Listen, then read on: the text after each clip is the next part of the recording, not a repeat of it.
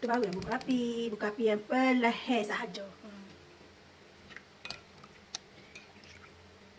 Sate, bawang merah, lada pula. Ikan bili, sebenarnya kena ikan rebu. Tapi dulu kita fikir ikan rebu je lah. Tak boleh buat nasi lemak putih sebenarnya. Ikan bili pun sedap. Masa time dulu fikir ikan rebu je sebenarnya. Ikan bili pun boleh. Orang luar ni semua guna ikan bili. Kedai pun banyak guna ikan bili, sedap je. Lepas tu tambah lada hitam dah. Tadi sepatut tumbuk sekali tapi ni dah boleh asin dah. Lada hitam tumbuk sekali. Kacang-kacang dia tak boleh tinggal ni.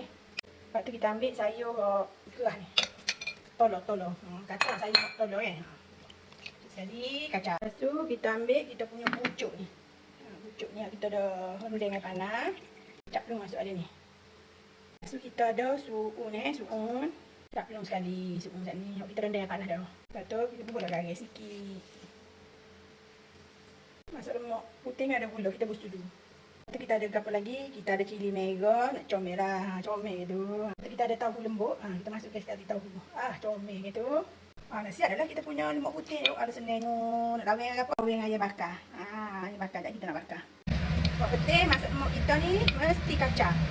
Kita yang kepicu minyak. Mesti kacang. Sate tak kepicu betul. Lepas tu dia tak kepicu minyak. Tu je lah. Ada sambal belacan ni.